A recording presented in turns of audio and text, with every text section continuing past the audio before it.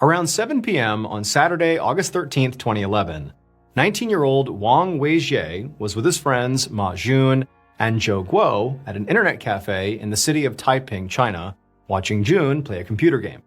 Now, Weijie and his friends went to this cafe a lot, and today they had literally been there for hours by this point. But now, as Jun finished up the game he was playing, Guo announced that he was actually ready to go do something else now. So the three of these guys spent a lot of time together, whether it was at an internet cafe or elsewhere. They were like really close friends. And generally speaking, Weijie usually just did whatever Jun and Guo wanted to do, since they both had strong opinions, and Weijie was more of a go-with-the-flow type of guy. And so now, as Guo decided they were done with games, Weijie was just like, all right, cool. Well, why don't we just head back to one of our places just to hang out? But Guo, he shook his head and said, no way, like it's Saturday. They didn't have to be up for school the next day, and so they could stay out all night if they wanted to. And so he said, like, we gotta find something really exciting to do. Like, we gotta make the most of this night. Now, nobody had like a great idea of what was gonna be super exciting. And so Guo was like, all right, well, for now, like, let's just go outside and we can smoke first, and then we can go from there. And at this, both Jun and Weijie just nodded in agreement, like, okay, that's the plan. But in reality, Weijie wasn't really sure if he felt comfortable staying out all night tonight.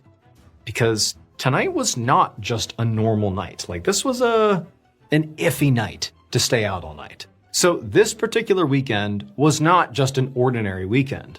It was actually the area's annual Ghost Festival, a time on the lunar calendar when ghosts apparently would wander the streets after dark. And Weijie's family, along with his friends' families, and frankly, a lot of other people in this area, they took this festival really seriously. They believed the ghosts really were out wandering the streets after dark because they were just very superstitious. In fact, in this area, this festival was taken so seriously that businesses would often close early so people could safely make their way home before nightfall. Now, Weijie himself didn't really necessarily believe in ghosts, despite his family appearing to very much believe in them. But the reality is Weijie was just not a guy who ruffled feathers. He went with the flow. He was a rule follower. So in his mind, he was thinking, it's the Ghost Festival. Kind of don't want to stay out late tonight. But now, Guo was already making his way towards the exit with Jun, and so Weijie didn't bother to argue. Instead, he just followed right along and they went outside to smoke. About an hour later, Weijie was sitting in the passenger seat of his own car with Jun behind the wheel and Guo in the back, and they were driving down a road in the outskirts of town. And by this point, the sun had set, and so now they were officially in Ghost Festival territory. Like, presumably there are ghosts out now out on the roads. So after leaving the internet cafe, the three of them, they had a smoke. But then as they're out there, they couldn't come up with a compelling idea for how to spend the rest of their big night out. All they came up with is, let's just get in the car and drive around and maybe we'll figure out something to do. Now, initially, when they hopped in the car, they're thinking, okay, it's getting dark out, we're gonna be driving around during the Ghost Festival. We're bound to find something exciting to do. And so all of them are they're amped up. They're in the car. They're pumped. We're gonna find something fun. But after a while, they were just randomly driving around. No one's really out because, again, it's this Ghost Festival. Everybody's, in their homes. There's nothing going on. And it just became really, really boring. They're just driving around and nothing's going on. And so at a certain point, Weijie is just feeling so frustrated because it's he didn't want to be out here in the first place. He didn't voice that to his friends, but he didn't want to be out here. He just wanted to be home. And so he just was man, this is so boring. And he just leaned his head up against the window and just decided to drift off to sleep. And so he's closing his eyes and he's just laying there, and Jun, who's driving, is just, driving along. They're not really talking. And so Weijie, as he's laying there, he suddenly feels the car come to a screeching stop. And Guo in the back seat immediately, reflexively screams at Jun, the driver, hey, what are you doing? Drive more carefully. And Weijie, he's looking around what just happened? And he looks over at Jun, who's driving, and Jun is not paying any attention to Guo or to Weijie.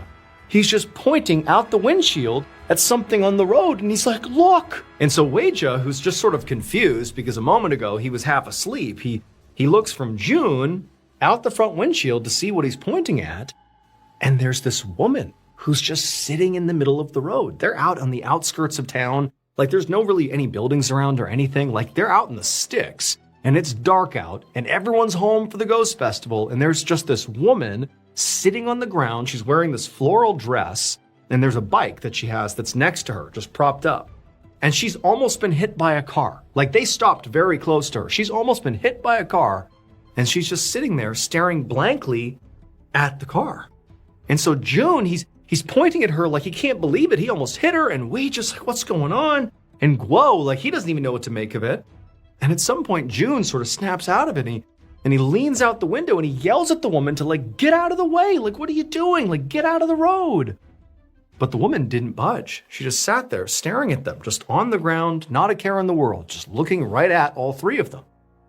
And so eventually, after sort of the tension in the car went down a little bit, June just pulled his head back in the window and he looked at his friends and he's like, I don't know. And he just drove around this woman, just avoided her, and they continued driving along. For the next few hours, the three boys just continued driving around town, looking for something to do, but there still was nothing to do. Everything's basically abandoned because it's this ghost festival night. Nobody's out, no businesses are open, there's nothing to do. And what really had not left any of their minds, even though they really didn't talk about it, was that woman. Like, that was so unusual to just see her sitting there, not reacting to nearly being hit. Like, the whole thing was just so creepy, made more so because it's the night of this ghost festival. Like, talk about the creepiest night to see something like that. And so eventually, around like 1 a.m., when the boys are still just driving around, someone in the car suggests, like, hey, let's go back to that intersection and see if she's still there. Like, let's just see what she's doing. Now, keep in mind, it's been hours since they've seen this woman, like hours. And so they drive back around, not really expecting to see her there. They think that, like, no matter how weird that was, she has to have gotten up and left by now. But no, they turn onto that road, which again is outside of the town. But there's no buildings around. It's dark, minus their headlights. When they drive down this road, and sure enough, off in the distance, still sitting in this intersection, is this woman. She's unmoved. She's just sitting there in her dress with a bike next to her, just hours later. No change. And so now it's like the boys can't help but feel really uneasy here. Like, this isn't right. Something's wrong with this woman. I mean, also, they can't help but think, like, it's the night of the ghost festival. Are we seeing a ghost? Like, they're terrified. I mean, that's the reality, is they were scared. But really, more than anything, what all three of them are thinking and discussing in the car is, we gotta tell someone about her. Like, there's something wrong with this woman. What is she doing? Is she mentally unwell? Is she on drugs? We don't know. But, like, this isn't okay. We gotta tell someone. But for now, the three boys decided that they had had enough fun for one night, and they drove to June's house, and they just all crashed there, determined to figure out what to do with this woman and what they saw the next day. And so several hours later, the boys wake up, they make their way into the kitchen because they can hear June's mom is in there making breakfast. And right away, June tells his mom what happened the night before. And as he's regaling her in the details of the story, June and Guo also chimed in with their perspective. And then after they were done telling June's mom, they all sort of expected her, being an authority figure, to know what to do. That she would very likely say, okay, we need to call the police, or we need to call a hospital, or we need to call some other authority figure and handle this professionally. But she didn't do any of that. Instead, she just kind of looked at the boys and she said, you saw a ghost.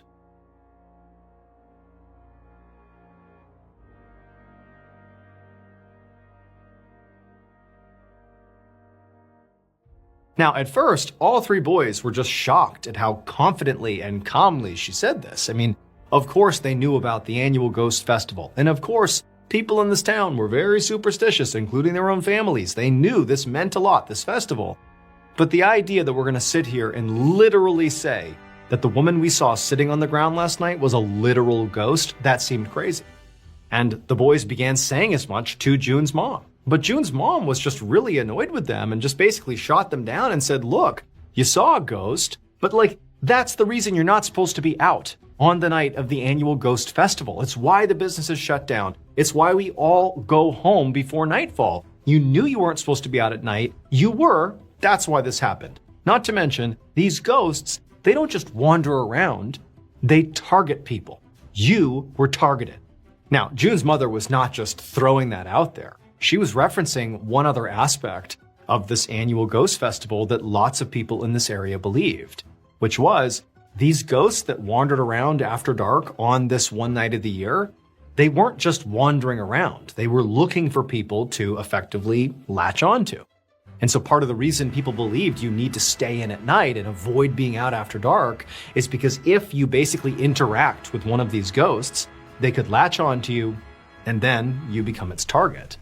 In some cases, people believe it just produces really bad luck for you for potentially months at a stretch. Some other people say that once you've been targeted by one of these ghosts, they may try to kill you. Specifically, they may try to drown you.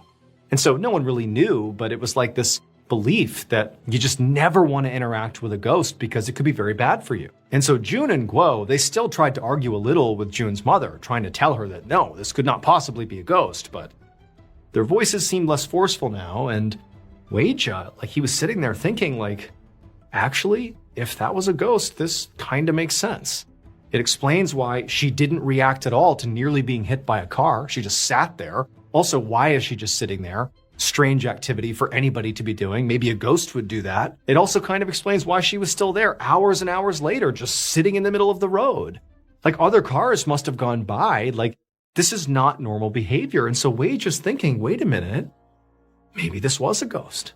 However, just as Weijia really started to feel almost sick with worry about, the seriousness of what had happened, he heard June's mom tell them, don't be afraid. She said, look, I know exactly what you need to do to stay safe. Later that same day, Weijia parked his car at a cemetery that was near June's house.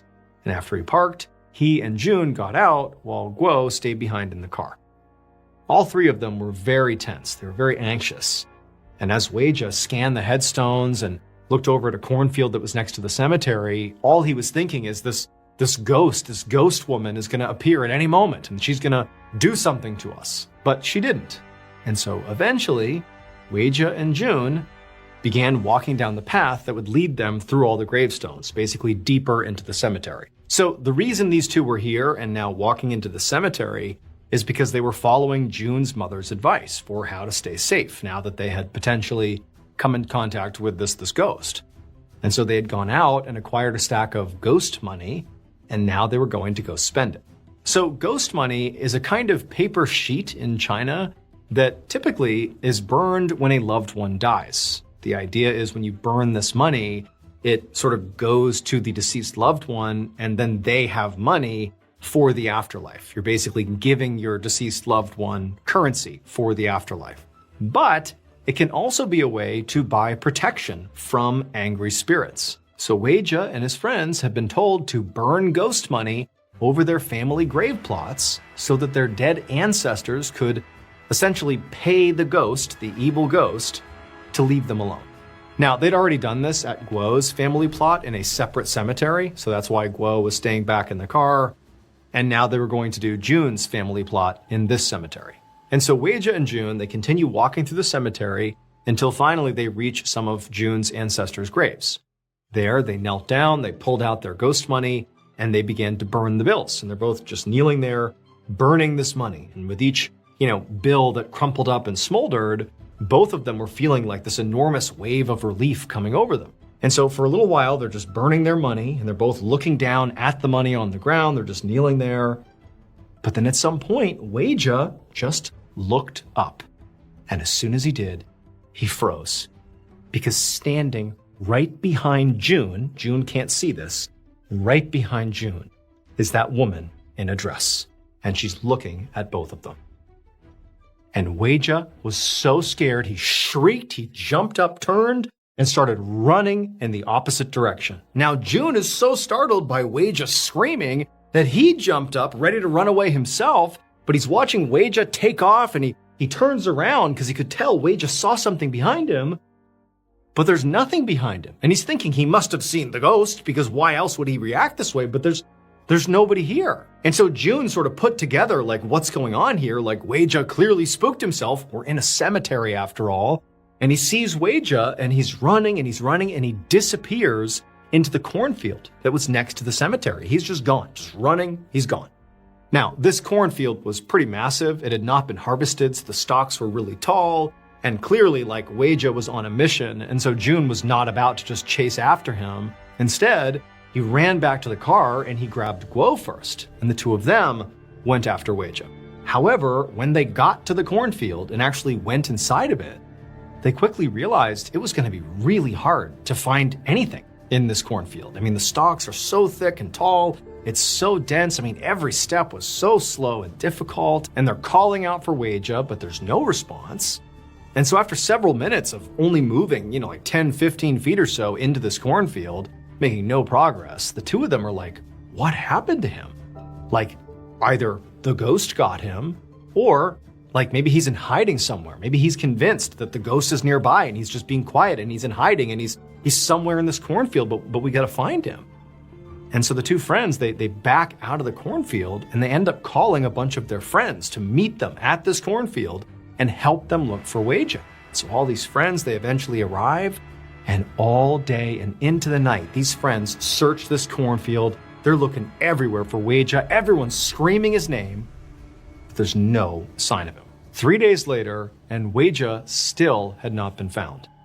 Now, by this point, the parents, Weijia's parents, had been told. They had told police. Police had looked for Weijia, but there was no sign of him.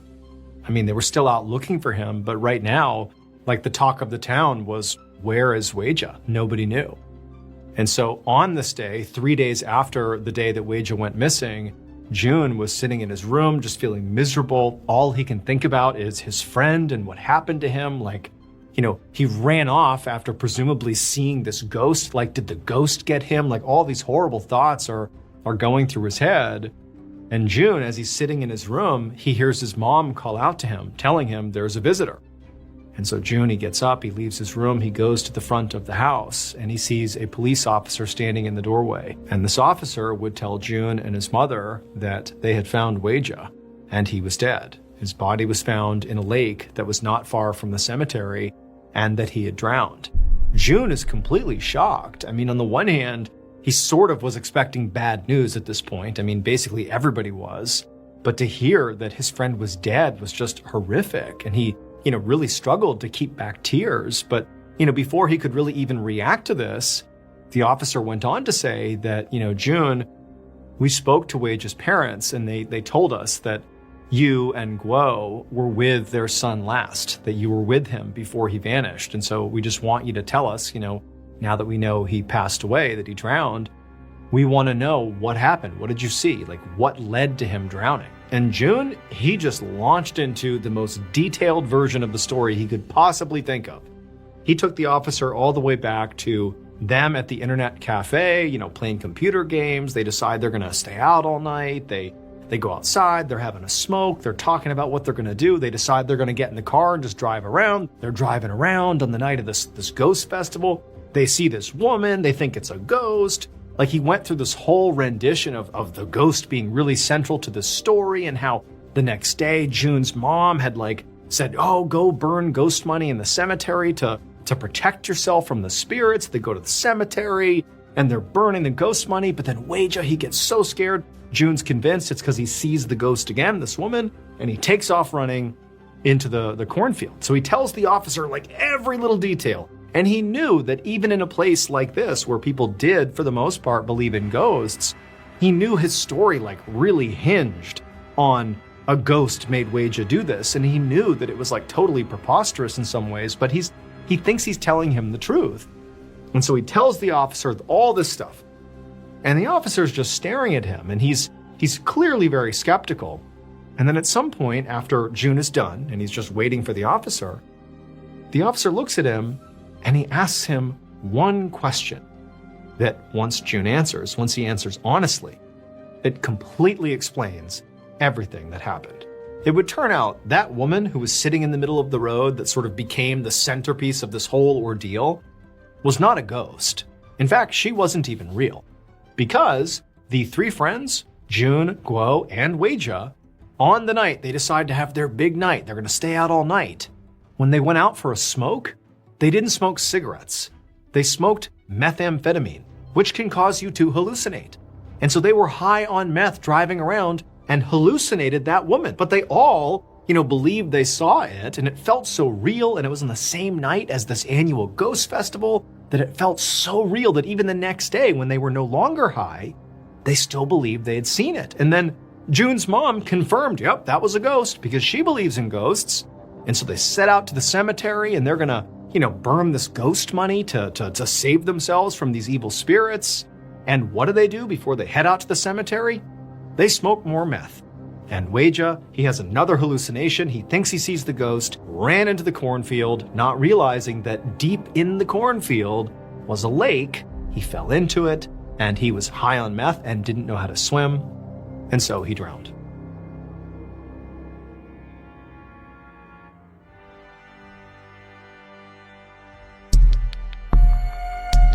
And now let's get into our second story called A Wild Night Out.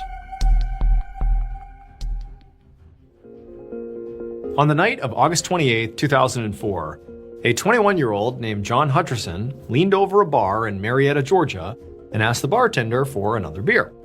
John, by this point, had completely lost track of how many drinks he had had in the past few hours, but he was sure it had been a lot, because by this point the room was starting to spin. However, he had no plans to stop drinking anytime soon. After all, it was only midnight, which was very early for John, and he was having a great time, and the bar was packed, and there was loud music playing, and John was also on a winning streak, playing pool. And so while he waited for his beer, John looked over at the pool table. He had left his best friend Frankie there a few minutes ago, but now, as he was looking over there, he didn't see Frankie anymore. So John and Frankie had been very close ever since high school, and this night out they were having was sort of like a typical Saturday for them. Every week they would meet at this bar, they would get exceptionally drunk, and they would basically stay out all night. But on this night, they were both a lot drunker than usual, and now Frankie was gone. And so as John, very drunkenly, looked around the bar to see if he could find Frankie, he noticed a girl he didn't recognize at the end of the bar. She was very cute, and she appeared to be smiling at him. And so, John sees her and forgets all about his friend Frankie being gone and just smiles back at this girl. And then a moment later, the bartender hands him his beer, and John's feeling really confident. He takes his beer and he begins walking towards this girl. However, before he actually reached her, he felt a hand on his arm, and he turned to see Frankie, who looked just awful. He looked so pale, he smelled like vomit. And Frankie told John, as well as he could, because he's so drunk, he's mumbling everything. He just said he felt horrible, and it was time to go. Now, John was really disappointed, because even though he was really, really drunk too, he wasn't as bad as Frankie. Like, John had not reached the nauseous and vomiting phase of extreme intoxication, and so he's thinking, man, there are a couple more hours till closing, and I really want to talk to this girl. But he was Frankie's ride, and Frankie had to go home, clearly, and so if he was going home, John had to go home too. So John just chugged his beer, put it back on the bar, and then he turned and kind of waved at the girl, being like, sorry, I gotta go. And then John pulled his car keys out of his pocket. And so John and Frankie, they head outside to the parking lot, and John goes to his truck, and he climbs into the driver's seat. And as he's fumbling with the keys to start the car, Frankie had gone around to the other side and stumbled his way into the passenger seat. And even though he's wrecked drunk, he's totally out of it, Frankie looks over at John and sees him unable to even start the car. And he's like, hey, are you sure you're good to drive? And John looks over at Frankie and he's like, of course, I'm just fine. I do this every single week. We always get home safe. And so at this point, Frankie's like, all right, whatever, let's just go. And so John, he eventually manages to turn the car on. He throws it in gear. And he began to pull out of the parking lot onto the road, but as he did, he really had to squint his eyes just to see the road clearly. His whole world is totally spinning because of how intoxicated he was. And then as soon as he actually began driving down the main road on the way home, the first thing he did is he's hitting the curb and swerving back onto the road, but he was, basically steady. He's totally wasted, but he's basically hanging on. And then the rest of the drive was just a blur. John was white knuckling it the rest of the way, He's driving along, he sees the gas station that he always passed on the way home, so that's a familiar landmark, he's going the right way. He eventually passes a familiar billboard, but then at some point his eyes snap back into focus because he realizes he's swerving off the road onto the shoulder, but he swerves back just in time to avoid hitting a telephone pole. And he's like, oh man, I got this, stay focused. And then somehow, some way, eventually he winds up in front of Frankie's house. And so he drops his friend off, and then back on the road he goes, navigating now at this point, like with one eye shut. And he eventually finds his way to his parents' house where he was staying. And from there, he climbed out of his car, he walked up the driveway, he unlocked the front door, and then stumbled up to his room where he immediately just fell into his bed and passed out. The next thing John knew, he heard voices, and then he felt somebody grab his arm and shake him. And then when he opened his eyes, his vision was very blurry, but eventually it came into focus, and he saw that he was clearly in his bedroom, in his bed, on top of his blankets, but he had no idea how he got there. He looked down and noticed he was still wearing the same clothes he had worn the night before, but they were sticky and they were dirty. And then there were also these two figures who were standing over him, repeating his name over and over again, almost angrily. John looked at these two and didn't really know who they were, but then he noticed they were both wearing matching uniforms. They were police officers. And these officers were very angrily asking John, what happened last night? Like, what did you do? What happened the night before? But John, he still is sort of trying to figure out what's even going on. He really doesn't have a good memory of anything that happened the night before. I mean, all he can just quickly remember is he was at that bar, he saw that girl, he drove Frankie home, he knew he was drunk on the ride home, but he got home. He didn't know what else they were trying to figure out about what happened the night before. And so when he finally opened his mouth to be like, what is going on? Because he was still basically drunk, it just came out of his mouth like this incoherent babbling. He was like, what's going on here?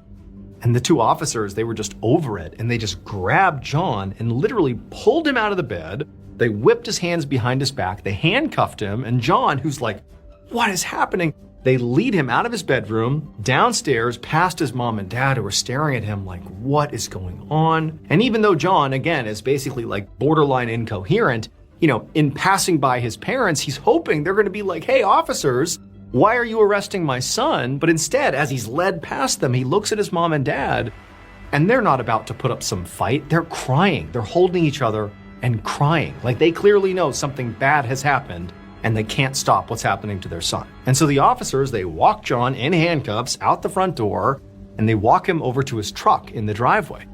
And when they got there, the officers just stopped and gestured for John to have a look inside. And so John, he's sort of looking at the officers like, okay, what's going on with my truck? And he turned and he just sort of squinted and looked through the window into the car. And there was this large object in the passenger seat that he didn't remember being there the night before.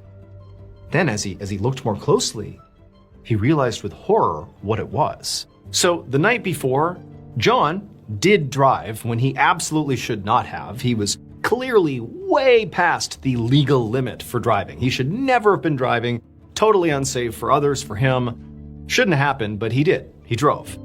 And so he and Frankie, they're driving home, and John, in his limited memory, recalled, this sort of blurry ride home, where basically as dangerous as it was, he got them home.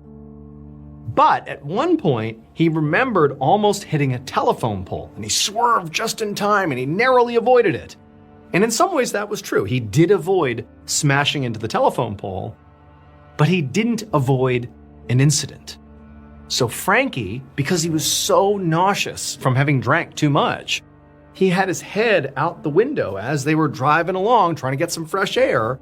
And when John drove too close to that telephone pole and swerved at the last second, Frankie's head was still out the window, and his head was decapitated by one of the tension wires coming off the pole. The tight wire that holds that pole into the ground, one of them, it's like a guillotine, and they're speeding past it, and Frankie's neck hit the wire, off went his head. But his body remained in the passenger seat of the car, and John was so belligerently drunk that he didn't see he had just killed his friend, nor did he see his friend's body, or a part of his body, still in his car. And so when John drunkenly arrived at Frankie's house, and he was like, all right, bye, he thought maybe Frankie got out of the car, but clearly he didn't. He was just there, dead, in his passenger seat. And then John just drove back to his parents' house and just left the car in the driveway with his friend's body inside, and up to his bedroom he went and passed out, having no idea what he had just done.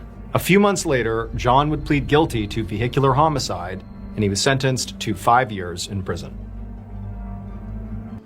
Around 2:30 a.m. on November 4th, 1997, 49-year-old Delma Ramsey slid her keys into the lock of the McDonald's in the suburb of Germantown, Tennessee. Delma was still groggy from having just woken up, but she could do this opening procedure in her sleep. She'd been working this shift every weekday for over 20 years.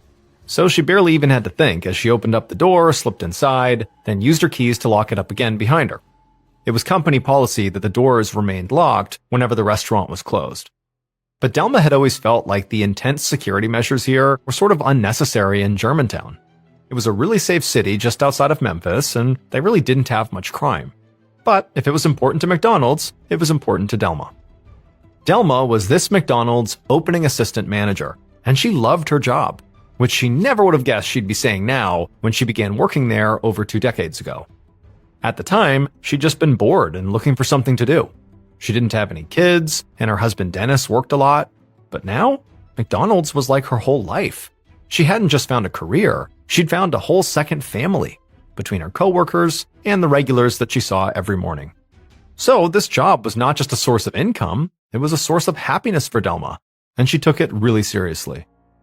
After getting inside the building, Delma hurried over to a security system panel and punched in a code, which deactivated the alarm. She then took her coat off and straightened her McDonald's apron as she headed towards the back office. But as she passed through the kitchen to get there, she heard something. It was a bunch of loud, yowling noises. They were coming from outside, right behind a door that led to a back alley. And Delma suddenly felt very awake, because hearing these sounds made her angry. It meant almost definitely that a local couple named Ted and Lisa were in that back alley feeding the stray cats again. And this was a major headache for Delma, because these stray cats would get into the McDonald's dumpsters, and they yowled and they had fleas. Delma had already reached out to animal control once before about these cats, but this couple kept putting food out, so the cats just kept coming back. And so Delma considered right now going outside to see if the couple was still there. But she decided against it. She really didn't like confrontation, and based on her past interactions with Ted, she knew it would just turn into a huge fight. Instead, she just carried on with her morning. She headed to the restaurant's tiny office, where the safe was.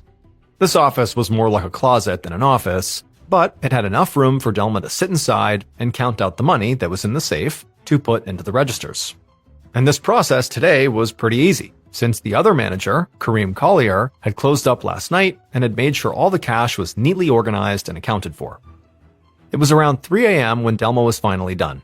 She turned away from the safe and reached for the office phone. It was time to call and wake up one of her employees, Emma Owens, so she could make it to the McDonald's in time for her 4 a.m. shift. So Delma dialed and then waited for Emma's voice on the other end. And when she groggily picked up, Delma told her it was go time, then she hung up. Delma made this wake-up call every single morning that Emma worked. And by this point, it was more a tradition than an actual necessity. Emma was about 10 years older than Delma, but they were best friends. More like family, really, than coworkers. In fact, Delma had even gotten close to Emma's actual family, including her 2 grandsons, Maurice Lane and Robert Evans, who'd actually worked at the McDonald's for a while before moving to Illinois. This really was what Delma loved about this job, the community. Delma didn't have much family of her own since her mom and brother lived out of state, and she barely saw her husband, Dennis. Delma puttered around the McDonald's getting things ready until about 4 a.m., at which point she heard a knock on the door at the south side of the building, where all employees entered during off hours. That meant Emma and the other morning server, Douglas Powell, must have arrived. So Delma straightened her apron once again and made sure her uniform was just right. She was the leader of the shift, so she always wanted to make sure she looked polished and capable.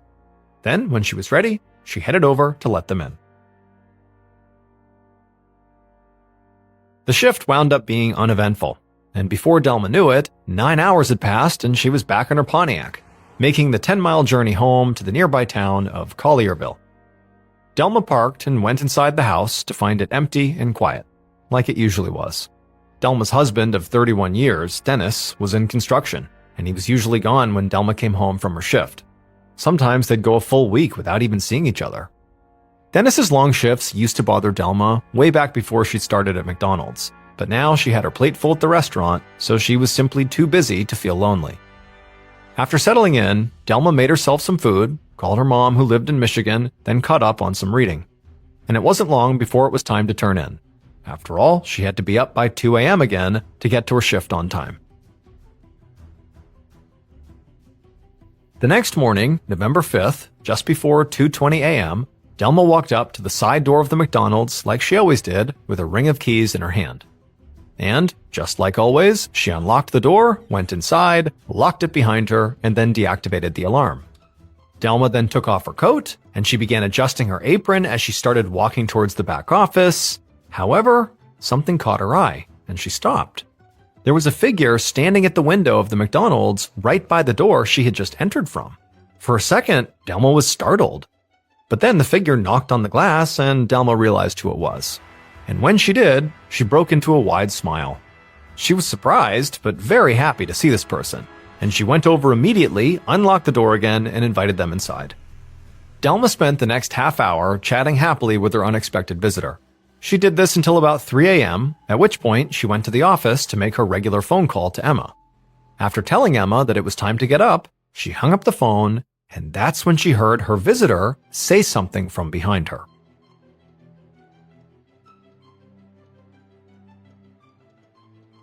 "15 minutes later, Delma's friend and employee, Emma Owens, was getting dressed when she heard her phone ring again. It actually spooked her. Nobody would be calling her this early except Delma, who she'd already spoken to. And so Emma went over and picked it up, expecting to hear Delma's voice because who else would be calling her? But instead of hearing her friend's voice, nobody said anything.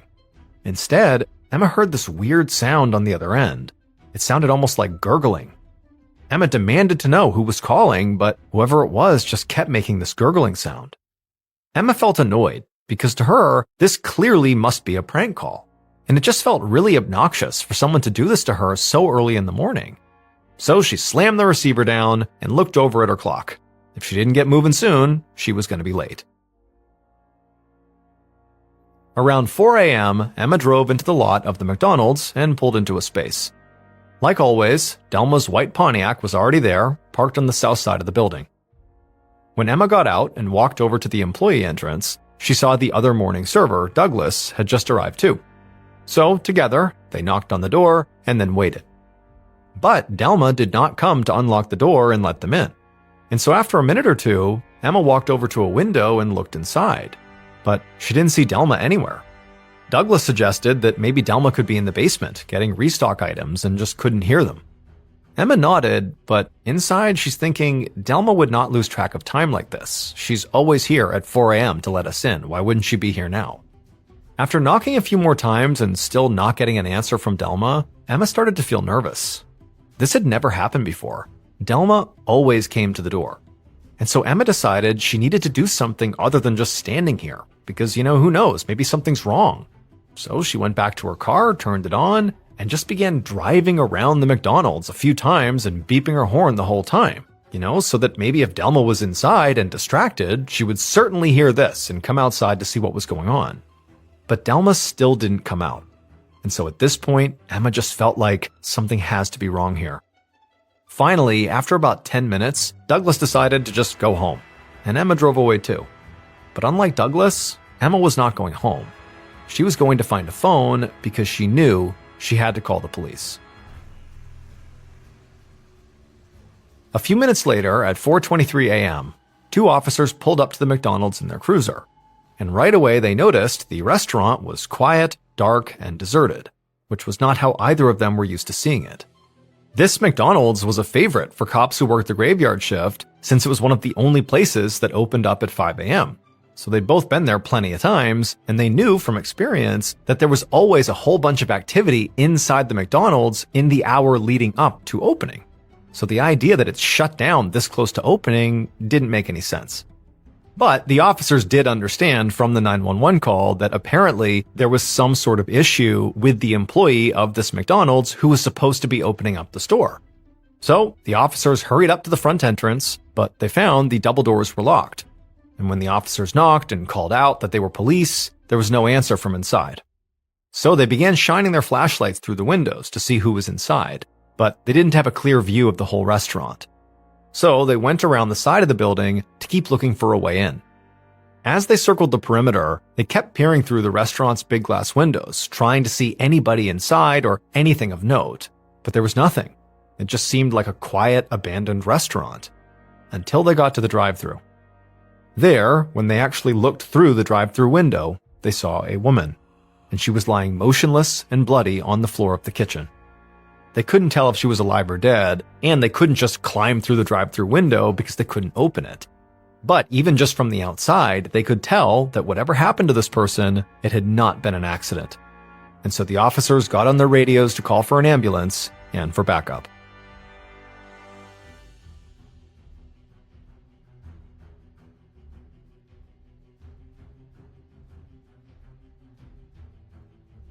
About a half an hour later, at around 5 a.m., Detective Danny Payne walked up to the McDonald's, which was now crowded with officers, crime scene technicians, and also yellow tape. Payne already knew the basics. There had been some sort of violent attack on a woman identified as Delma Ramsey, the assistant manager of the McDonald's who had the morning shift.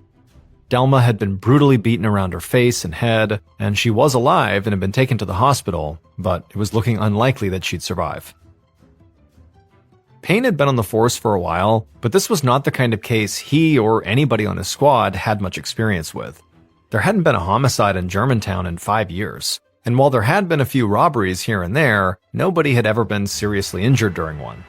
So, Payne knew there was going to be a lot of attention on him and this case, and he was already worried about the state of the crime scene. Because Delma was alive when the police and EMTs got inside, crime scene protocols had gone out the window. They had been focused entirely on just saving Delma's life, not preserving the scene, which of course they should be. But it also meant that Payne was likely looking at a lot of contaminated evidence. Payne walked into the McDonald's through a door on the north side of the restaurant, which he had been told was found unlocked. That was actually how the officers were finally able to get inside and reach Delma. When Payne got inside, he took a minute to just walk around the restaurant and look at the other doors and windows, and all of them were intact. So there was no clear sign of forced entry anywhere. But he also knew that very likely the north side door had been open, and very likely the attacker just used that to go inside. The inside of the restaurant was the sort of typical layout you would expect out of a McDonald's, with the dining area in front of a fast food counter that led back to the kitchen. And as Payne walked around, he couldn't see signs of disturbance at all. So he headed behind the counter and into the back part of the kitchen where the drive-thru was. Now, the space was pretty narrow, and it basically was just big enough for somebody to stand there and hand food out the window to whoever was going through the drive-thru. And when he got back there, the first thing Payne noticed was the large pool of blood on the floor, the spot where Delma had been found lying. And around this pool of blood were all these bloody footprints and discarded medical gauze, and even though he had expected this, Payne was still feeling kind of annoyed. He would have virtually no idea what trace evidence came from the attacker or the paramedics. And that was not the only issue.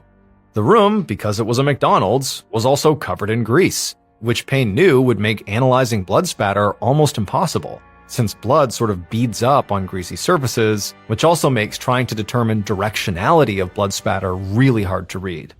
And while getting fingerprints would be something they could definitely do back here, the reality was, a McDonald's was not like a living room, where cops would only expect to find maybe a few individuals' prints. Between workers and cleaners and service people and customers and now first responders as well, Payne knew he could be looking at least a dozen different people's prints all over the place, if not more. On the other side of the pool of blood was a small office with its door wide open and 4 empty cash drawers on the floor in front of it.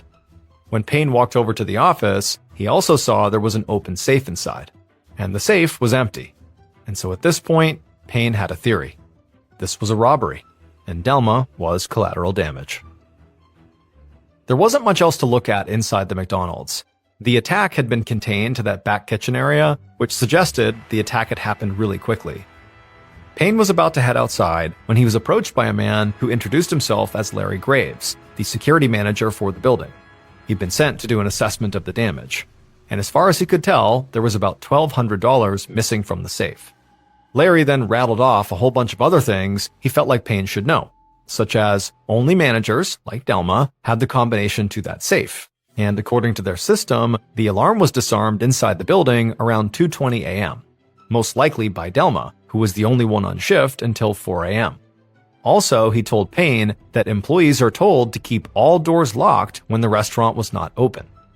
After Larry said this, Payne realized Larry's information narrowed down the timeline significantly, which was huge. It meant the attack likely had happened between 2:20 a.m. when the alarm was disarmed and just before 4 a.m. when the 911 call came in. But it was actually the $1,200 that really stuck out to him. It was kind of a small amount of money, given how truly badly Delma was beaten for it. It could just mean that the robber didn't realize how much money was actually in the safe, and they just kind of attacked Delma because she was in the way. But it could also mean that getting the cash was not really their ultimate goal. Perhaps hurting Delma was. Payne thanked Larry, then headed outside to keep looking around.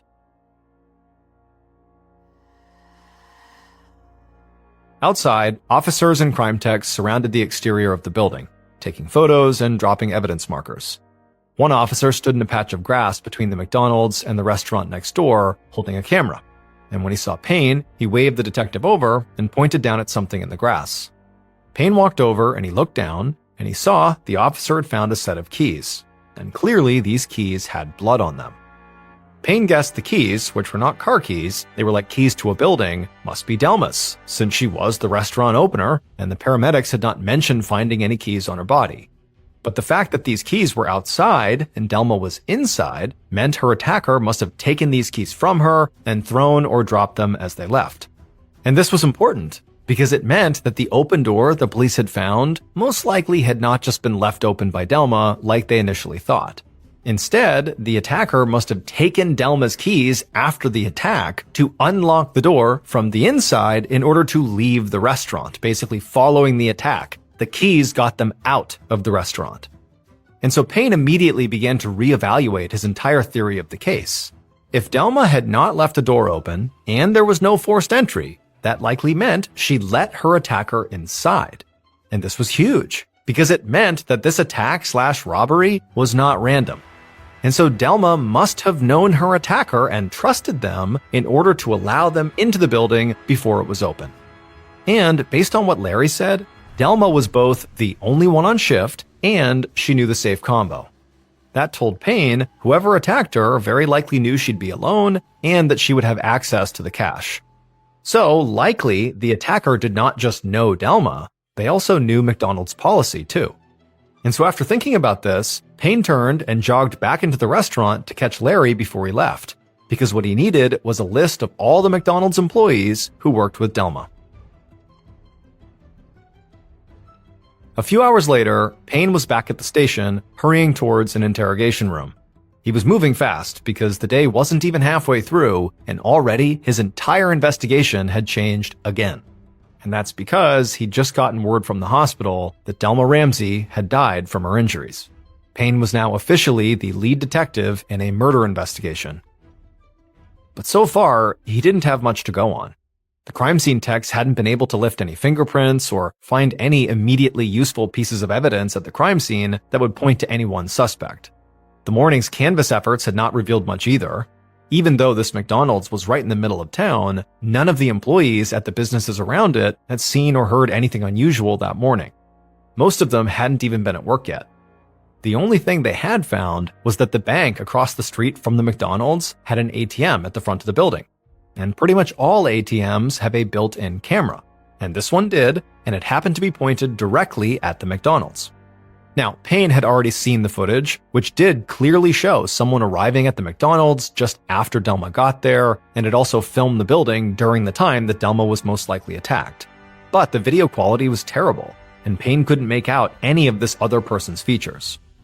Even so, he could see that this other person had entered the McDonald's really quickly, which meant Payne had been right. Delma let them inside, and quickly, so she clearly must have known them. But this actually didn't necessarily narrow down the list of suspects very much, because from what Payne had heard so far, basically every early bird in Germantown knew Delma. She was very well liked in the community, and a fixture at this McDonald's. Even some of the officers knew her. But the footage did give Payne one more clue. The killer approached the restaurant on the south side of the building, which Payne had learned was where employees entered. It could be a coincidence, or the killer was an employee or a former employee and had just naturally gravitated towards the entrance they were most familiar with. Payne had already asked the security manager for a list of employees, so he was waiting on that. And he had also already spoken with Delma's family, which basically was just her husband, Dennis, and so he had been notified and was someone they would very likely need to speak to soon. But for now, he was working the employee angle, and so he was on his way to speak with Emma Owen, who was one of Delma's coworkers and happened to be one of the last people to actually speak to Delma. A few minutes later, Payne sat down across a table from Emma. She was in her late 50s and seemed nervous, and so Payne tried to be as gentle as he could, but ultimately just had to come out and say it, that Delma was dead, and she clearly had been murdered. When Emma heard this, her eyes filled with tears, and she began shaking her head repeatedly, almost like she was trying to wake herself up. And then she just blurted out something that was very surprising. She said that she had made a mistake. In a shaking voice, she explained that Delma had called her that morning at 3 a.m. to wake her up like she normally did, and she had sounded just fine. Then about 15 minutes later, Emma's phone rang again, and when Emma picked up, she heard a gurgling on the other end. She said she thought it was a prank, and it hadn't even occurred to her to check the caller ID. It was so early in the morning, and she didn't want to be late for work. But now she wondered, did that call have something to do with what happened to Delma? Payne sat very still as the gravity of what Emma was saying hit him. If the call she was describing did come from the McDonald's, it meant that Delma had likely called Emma during or immediately after the attack.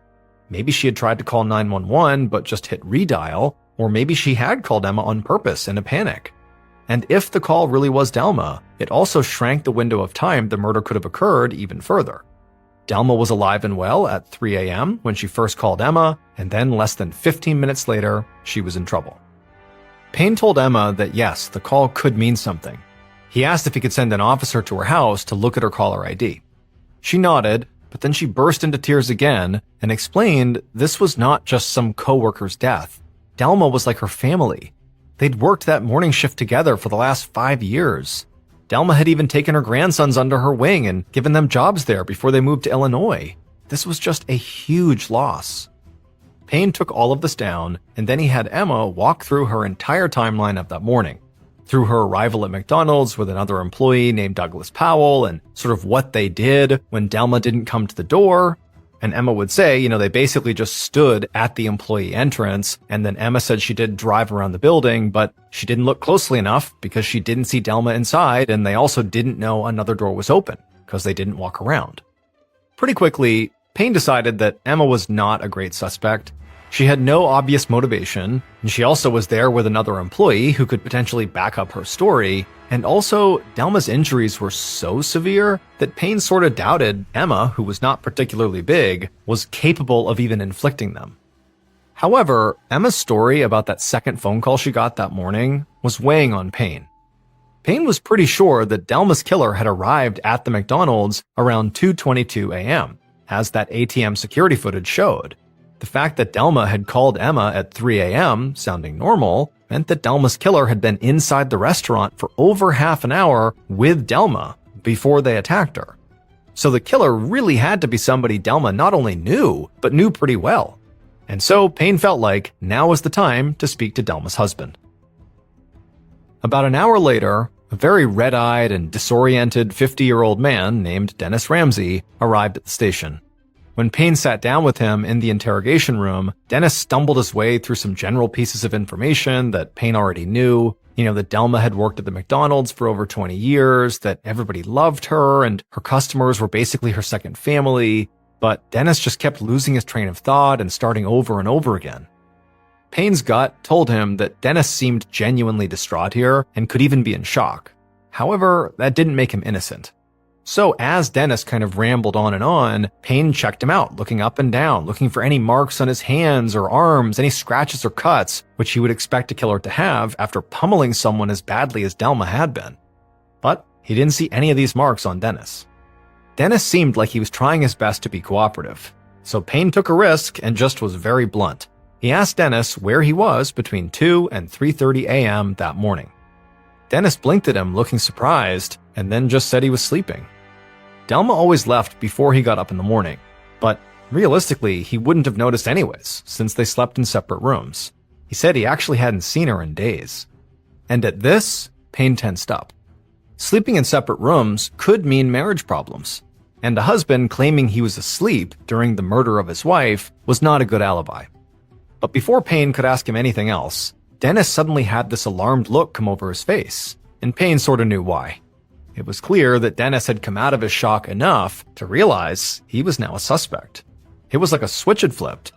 Dennis stopped stuttering and repeating himself and started saying forcefully that he had nothing to do with Delma's murder. He said he would answer any questions the police had because he had nothing to hide. And Payne said that was great to hear, because what he'd really love for him to do is take a lie detector test.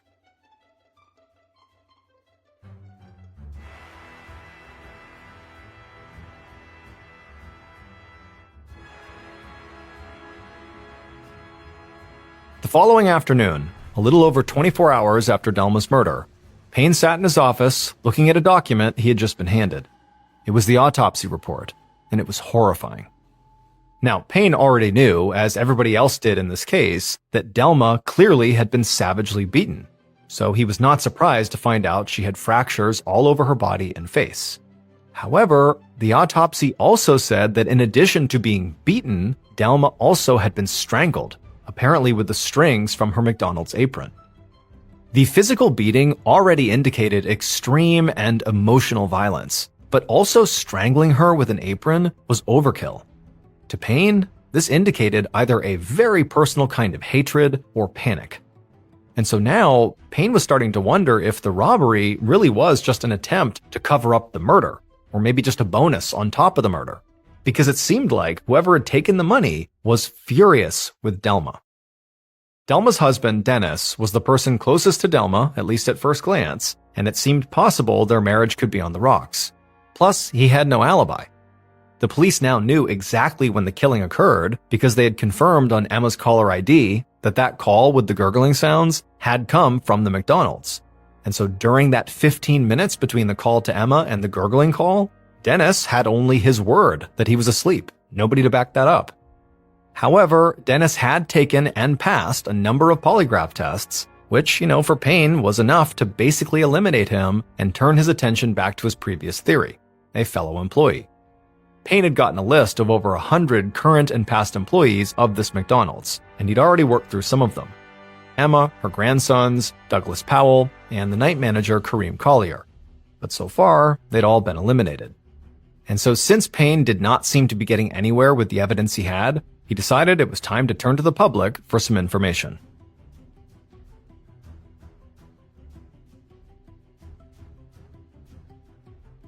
The following day, Detective Payne and his team sorted through tips from a Crime Stoppers phone line, which is a fully anonymous tip line. Payne had set it up in the hopes that somebody from the community would come forward with information about the murder. And Payne was excited to see that leads were already pouring in.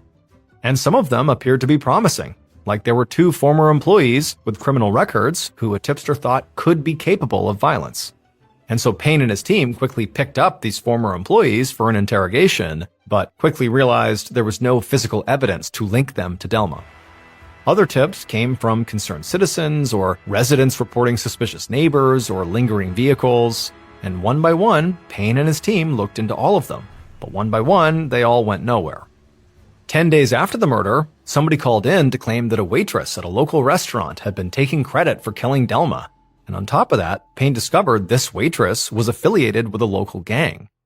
But when Payne actually interviewed her, it was clear she didn't know Delma at all and didn't know any of the specifics of the crime, and so it wound up being a total waste of their time. At the same time they were running down all these tips, Payne and his team kept going through that list of McDonald's employees, interviewing everybody who still lived in the area. But every employee had an alibi. And as the days turned into weeks, Payne started to feel like instead of getting closer to an answer, he just kept on getting farther away. In between all the tips and the interviews, Payne would read and reread his files, and he would rewatch the ATM footage over and over to see if he missed anything. But by the spring of 1998, after more than 6 months during which Payne had interviewed 246 people, he still had nothing. So, that April, he and some members of his team just started all over. They sat in his office and pored over the original case file from the beginning. And when they did this, they actually did find something huge. 2 weeks after Delma had been killed, someone had called in a tip to the Crime Stoppers hotline. But because there had been so many tips, this one had sort of gotten lost in the shuffle. But the tipster said that Delma, who everybody claimed was universally adored, actually had 2 enemies. A couple named Ted Lawrence and Lisa Franklin. The couple often hung out behind the McDonald's early in the morning to feed stray cats that lived there. And apparently, Delma had been trying to get them to stop. This had created tension between the 3 of them to the point where Ted actually had public fights with Delma. One time, he had actually approached her during her shift and screamed about utensils being missing from his order. Now, this information certainly suggested that, Ted and Lisa did not like Delma, but could they really have brutally murdered her over a bunch of cats? When Payne looked further into Ted and Lisa, he learned that Lisa ran a soap and lotion store that was about a half block from the McDonald's. And he also found a Honda CRX was registered to Ted Lawrence.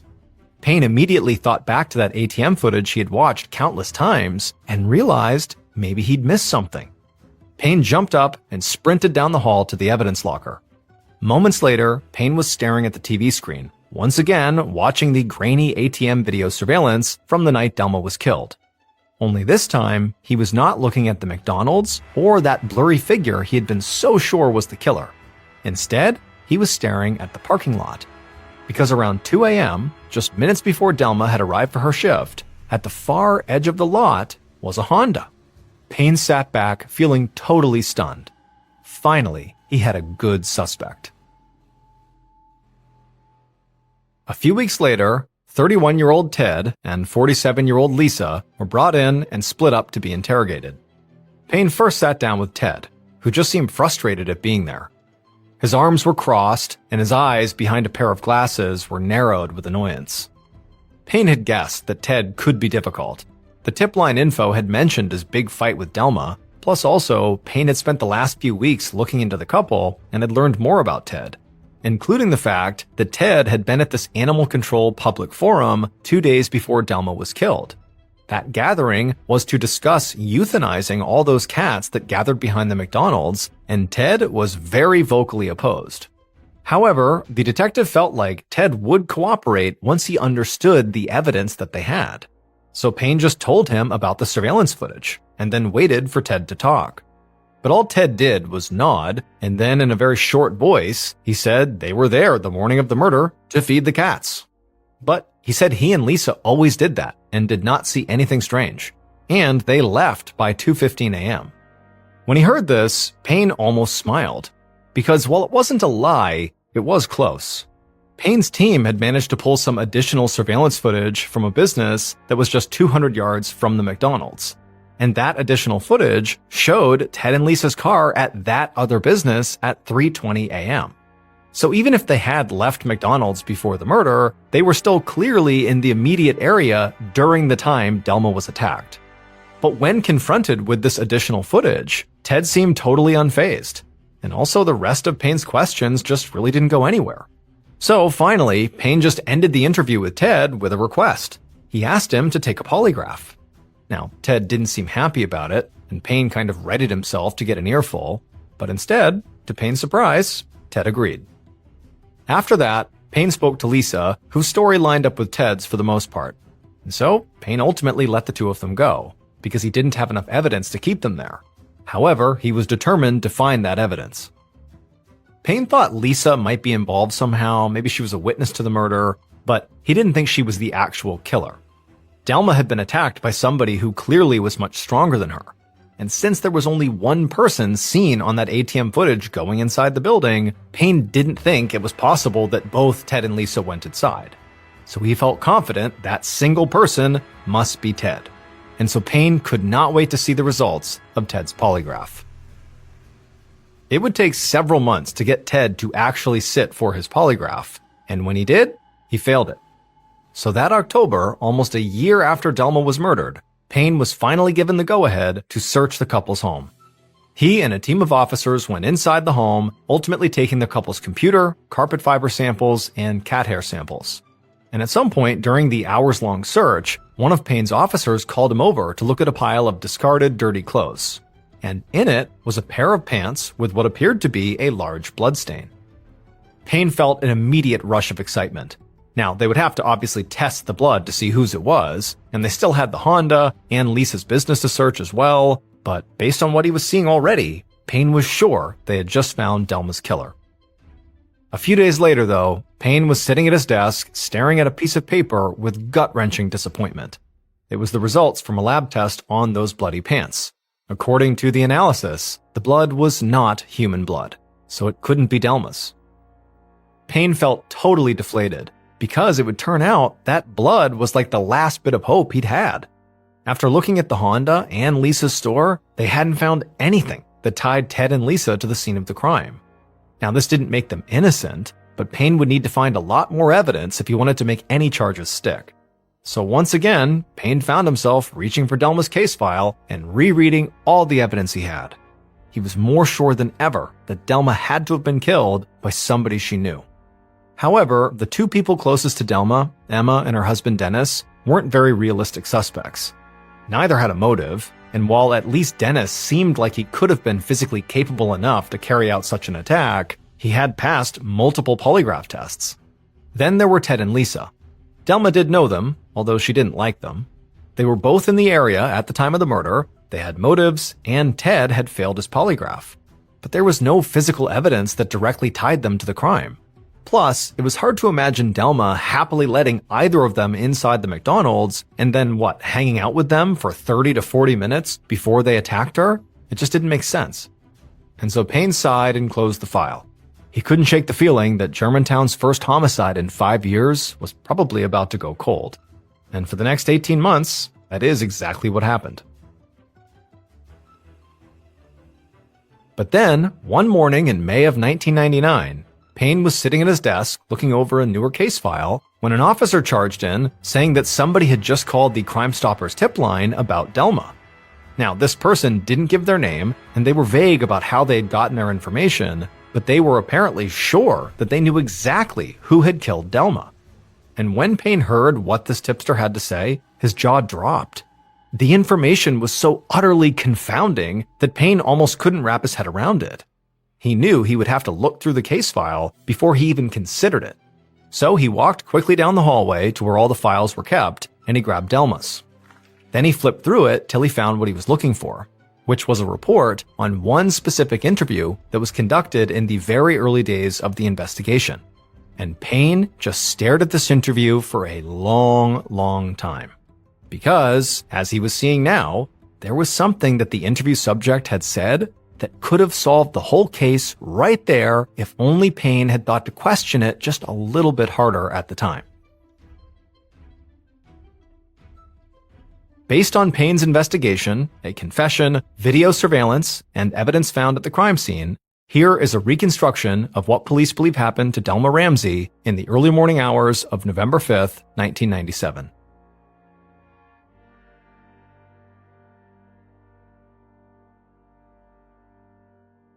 Just after 3 a.m., the killer sat inside the McDonald's and watched Delma hang up the phone. She had just called Emma to wake her up.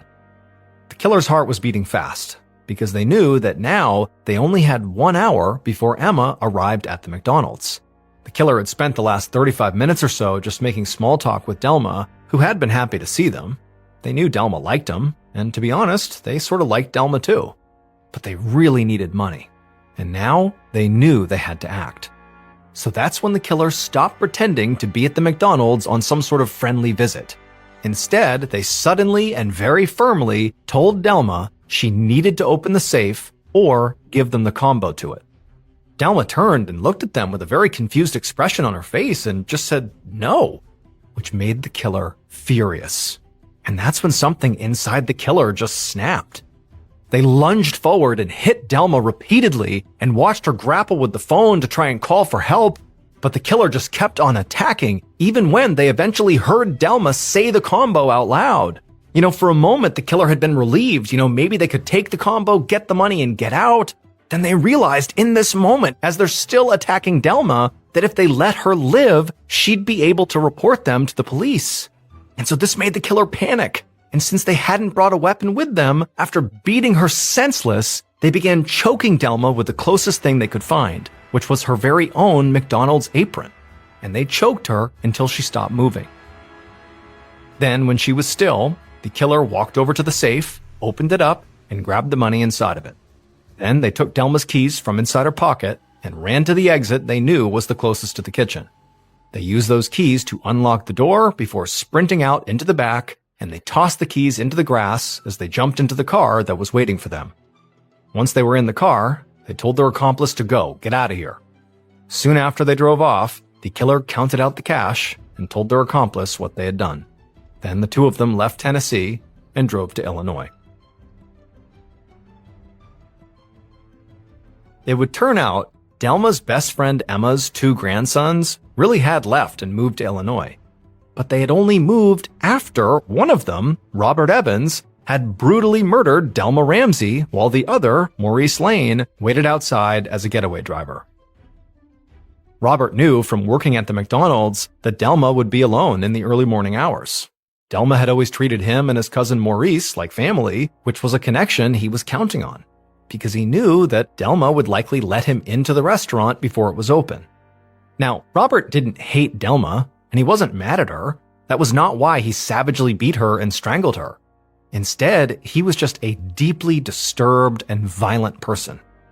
After killing Delma and fleeing to Illinois, he would also stab a friend to death after they got in a fight over a car stereo. Now, Emma Owens had told investigators about her grandsons, about how they had worked at this McDonald's, and they certainly knew Delma, but authorities didn't look into them because Emma had said they had moved to Illinois before the murder.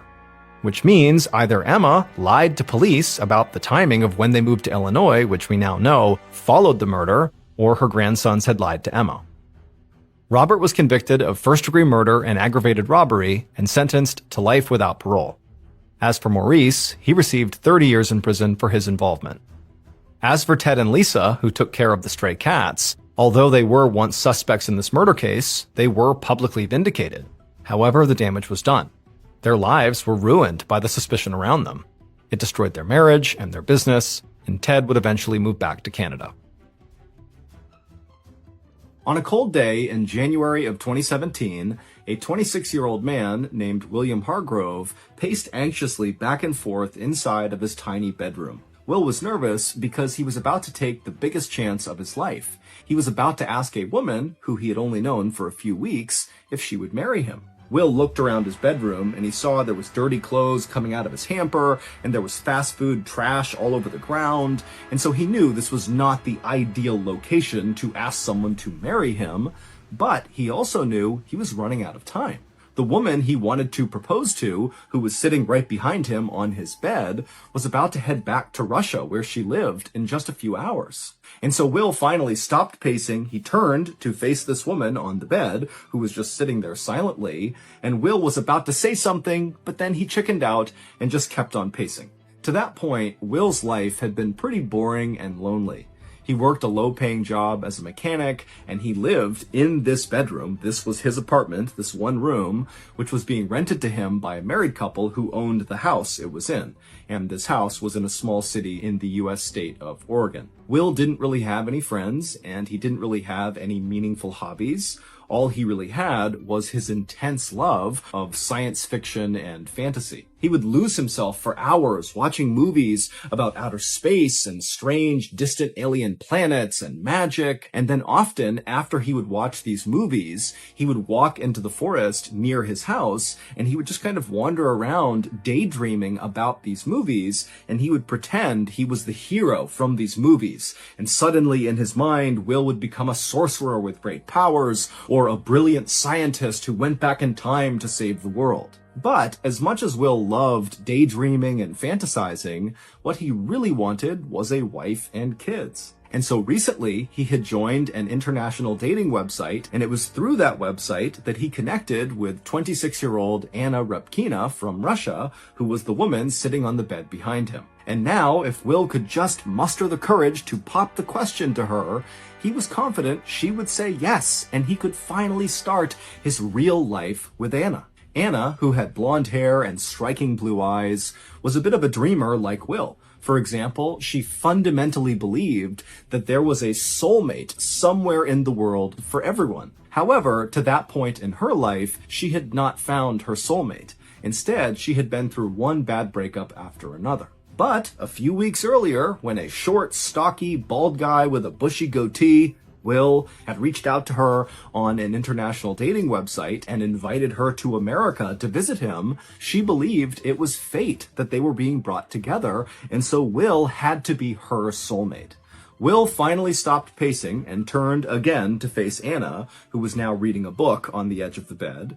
And Will, who was terrified at this point, took a deep breath and then reached into his pocket and pulled out a jewelry box.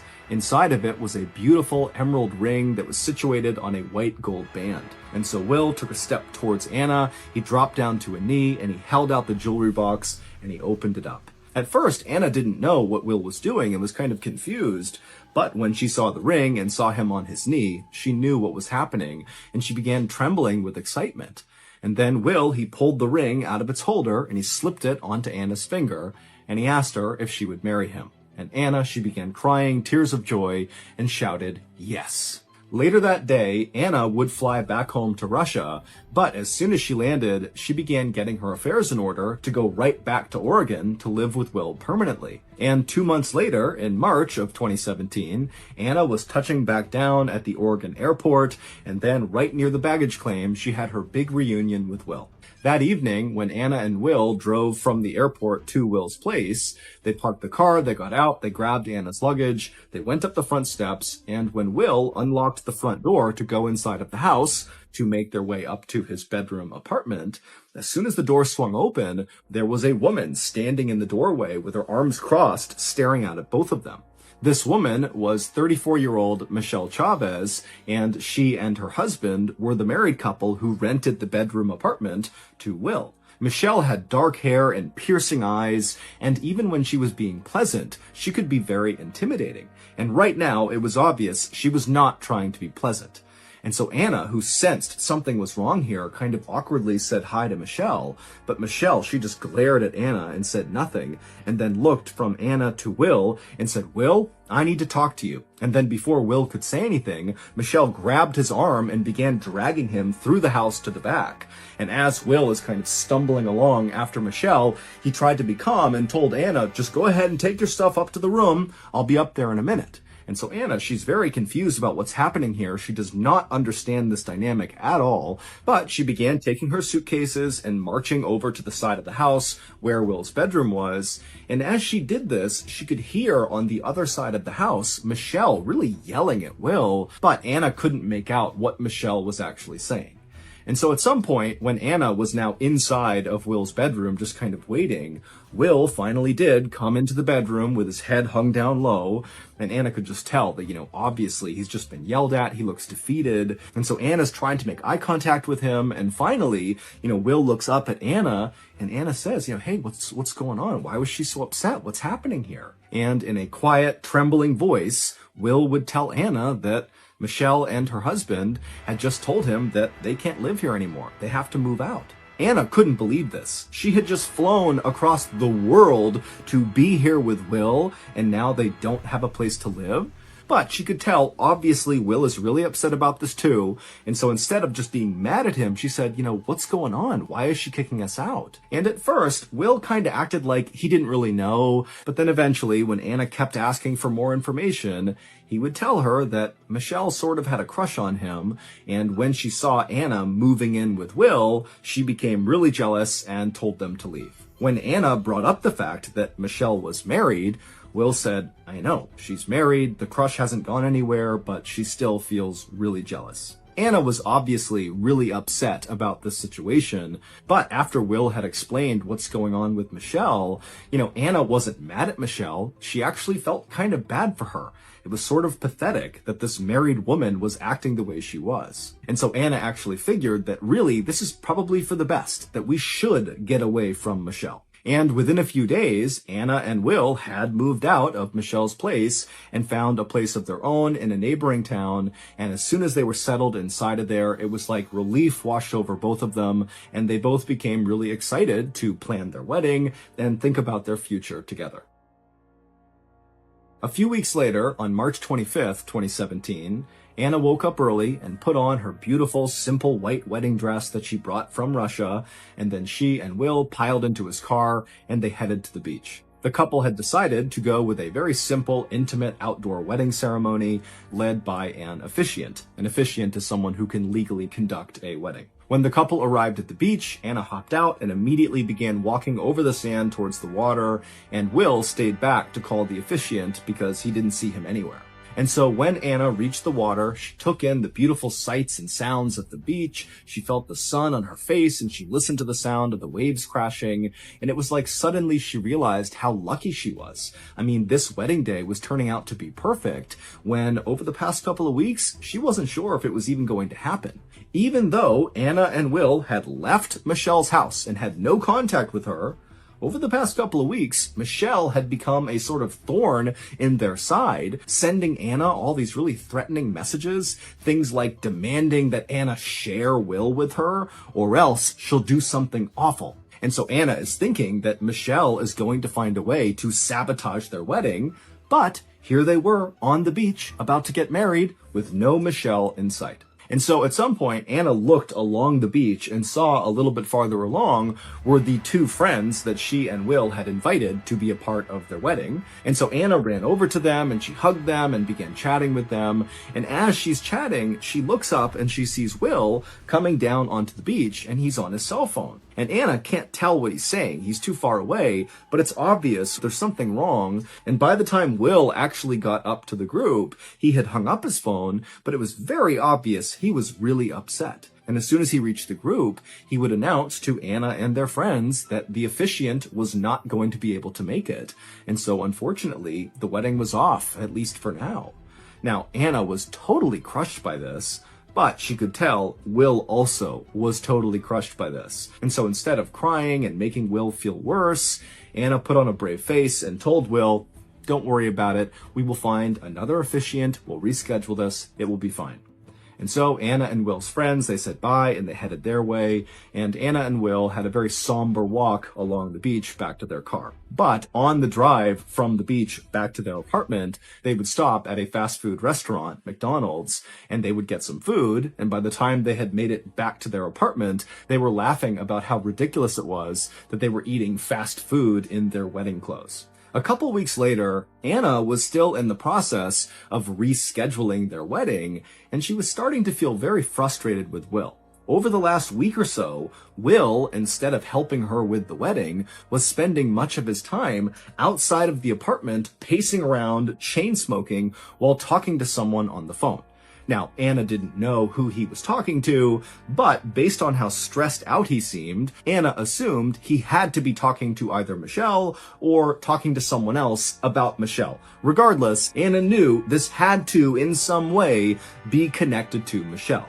However, whenever Anna would approach Will and ask him why he was so stressed and whether or not he was still in contact with Michelle, Will would try to change the subject, or he would just clam up and not talk at all. But finally, on April 16th, so 3 weeks after the couple's first failed wedding attempt, Will would approach Anna and ask her very sheepishly if she would come with him on a walk through the woods, because he had something important he wanted to tell her. Now, Anna knew that Will loved walking in these woods. He still went off and daydreamed after his movies. And so she knew that if he's asking her to go out there to talk, that this was going to be a very serious conversation, most likely about Michelle and whatever's going on. And so the couple piled into Will's car and they drove to the parking lot right near the woods. They got out, they hopped on a path, and they began walking into the trees. And for a while, they didn't really talk to each other. They just walked quietly side by side through the woods. But at some point, Will began to slow down and then finally came to a full stop, at which point Anna stopped too, and she turned to face him. And when she did, Will paused for a moment and then with a shaky voice told Anna that he felt like they rushed into their relationship and he wanted to call off the engagement. Anna was so caught off guard and heartbroken by what she was hearing that she couldn't say anything. She just stood there in stunned silence and then finally just turned around and stormed off away from Will deeper into the woods until she was out of Will's sight. The next day, when Will woke up, the first thing he did was pick up his phone and text Anna. But Anna didn't write back. And so as Will is laying in bed, he couldn't help but feel this overwhelming sense of regret about the decision he had made the day before. He wanted Anna back. So, over the course of the next several hours, Will would send Anna a series of increasingly more desperate-sounding text messages, pleading with her to just talk to him, please. But she didn't respond to any of his messages. And so Will decided that the only way he could get Anna back would be if he did something big. So he hopped out of his bed, he grabbed his cigarettes, he went outside, and he began pacing and chain smoking, trying to come up with whatever big idea was going to get Anna back. And at some point, an idea came to him. He would do what he had seen heroes do in several of his favorite science fiction and fantasy movies. He would use time travel to go back in time and get Anna back. Feeling totally energized by this idea, Will ran back inside his apartment, he grabbed another pack of cigarettes, a 6-pack of soda, and then he sat down at his computer and he scoured the internet for any information about how to build a time-traveling machine. And for the next 24 to 48 hours, Will stayed at his computer, chain-smoking and drinking sodas, drawing all these sketches of different time machine designs that he found on the internet. But at some point, after 24 to 48 hours, Will realized that no matter how good these sketches were, he lacked 1, the resources, and 2, the knowledge and expertise of how to take this sketch and actually make it into a real physical time machine. And so feeling totally frustrated, Will took a sketchbook and threw it, and then lay down on his bed, feeling somewhat defeated. But as he laid there thinking about Anna, he had another epiphany. In other science fiction and fantasy movies, sometimes the heroes didn't need to use time machines to go back in time. They would use magic. And so suddenly Will decided, oh my goodness, I need to find the right magical spell that will allow me to travel back in time and get Anna. And so once again, he ran back to his computer, continued chain smoking and drinking sodas while scouring the internet, looking for the right magical spell that would take him back in time. And several times he communicated with strangers on the internet, telling them that he would sell his soul to them if they could give him the right spell. And then any time he thought he found the right spell, he would close his eyes and chant the words out loud, and then open his eyes only to realize he was stuck in the present. And so finally, after basically staying awake for 72 hours on this quest to go back in time to get Anna back, Will realized that it was not going to work, and so he gave up. The next morning, on April 19th, so this is 3 days after he broke up with Anna in the woods, Will heard a knock on his front door. And when he opened the door, there were 2 police officers standing there. And when Will asked them, what's going on, they told him that they actually needed his help, and would he mind coming to the station to talk to them. And so Will, he was still totally exhausted from not having slept over the last 3 days, but he of course agreed to go. And when he got to the police station, he was led into a small interview room, and he sat down behind this metal desk in front of the other 2 officers, and he asked them, what can I do for you? And one of the officers eventually asked Will if he had recently eaten at a Kentucky Fried Chicken restaurant. That's a fast food restaurant also known as KFC. Will was puzzled and almost wanted to laugh because he couldn't understand how this was important. But when he saw that these 2 officers were not making light of this at all, they were very serious, Will said, yeah, a few days ago I did eat at a KFC. Why does that matter? To understand why it mattered, we need to understand the relationship between Will and Michelle. It would turn out Michelle did not just have a crush on Will. Michelle and Will had been having an intense affair right in Michelle's house with her husband since 2015, so a full year before Will met Anna. Now, Will had wanted Michelle to leave her husband and be with him, and Michelle had told Will that she wanted the same thing, but she couldn't do it right now. And so to show Will that she was serious, that one day she would be with him, she gave him her wedding ring, which was an emerald stone sitting on a white gold band. It was like a promise ring, that this is my token to you to show you that one day we will be together in public. But as time went on, Michelle didn't really show any signs of trying to leave her husband, and so Will started to wonder if he was just kind of letting his life slip by. Because remember, Will really wanted a wife and kids, and it was starting to look like Michelle was not going to give him either of those things. And so that was why Will went on that dating site and contacted Anna, and then when he learned that Anna wanted a family too, he had asked her to marry him. The ring that Will gave Anna when he proposed to her was the same ring that Michelle had given Will. Her wedding ring, the promise ring. And so when Michelle saw that ring on Anna's finger on a Facebook post that Anna made about having been proposed to by Will, Michelle was enraged. And then, just a few weeks later, when Anna showed up at Michelle's house to move into Will's bedroom with him, she grabbed Will, dragged him to the side of the house, and said, "You need to choose right now between me and Anna." And because Will couldn't come up with an answer, Michelle kicked him and Anna out of the house. However, over the following weeks, despite Michelle having booted them from her property, she could not let go of her jealousy of Anna and her love for Will. And so she sent Anna all these threatening messages on Facebook demanding that she share Will with her or else. And she began incessantly calling and texting Will, demanding that he choose her over Anna. And so when Anna saw Will walking around outside chain-smoking cigarettes on the phone, Anna was right in suspecting that that was Michelle that he was talking to. But despite all this pressure, Will just could not make up his mind. He didn't know which woman he wanted to be with more. And so to buy himself some time, he had lied to Anna about hiring an officiant for their wedding on the beach. And then when they arrived on the beach and Will said the officiant had canceled, it was all a ruse. There was never any officiant. He was just trying to buy time for himself. But finally, on April 16th, for whatever reason, Will had decided that he knew which woman he wanted to go with. He wanted to go with Michelle. So he brought Anna out into the woods and he told her the news that he was breaking off the engagement and effectively their relationship was over, at which point Anna turned and stormed off into the woods. And so Will, he watched her disappear, and then he turned around and walked back along the path back toward his car. And when he got there, he opened his trunk and got something out of it, and then he walked back along the trail into the woods where he had seen Anna last. And when he reached that spot, he kind of walked off in the direction that Anna had wandered, and eventually he spotted Anna. She was standing in a clearing, looking up into the sky, seemingly lost in thought. And so Will quietly walked up right behind her, and then he raised the shotgun he had gotten out of his trunk.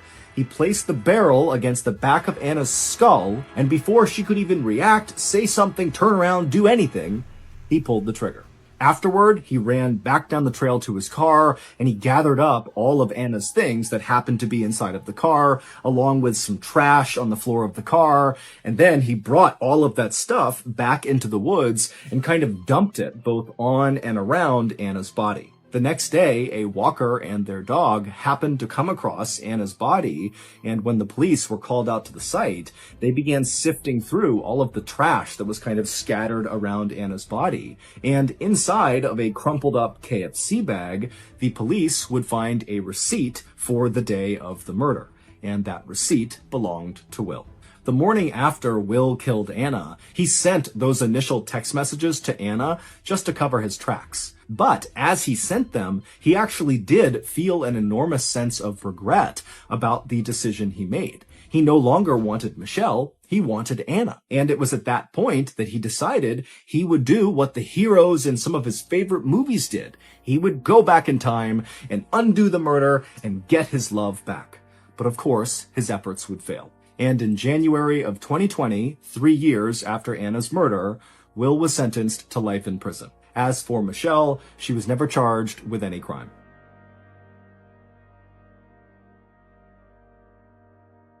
At around 5 p.m. on August 29, 1954, a 53-year-old woman named Juliet Exline had just sat down on her couch with a book inside of her home in Los Angeles when she got this weird wave of anxiety that kind of rushed over her. Now, there was nothing she could think of that would cause her to feel this way, and she even looked around her house thinking, maybe there was something weird going on, but there was nothing.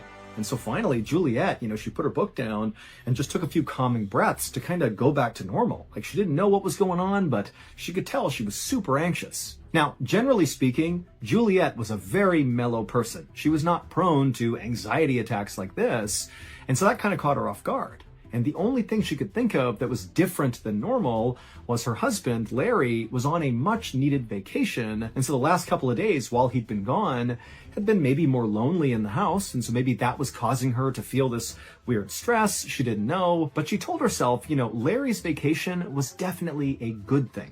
Larry was an exterminator, and over the past 2 years, he had not taken a single day off. He was a total workaholic, and so when Larry began to talk about wanting to take a break, Juliet had encouraged him to put in time for some vacation time, put in a request.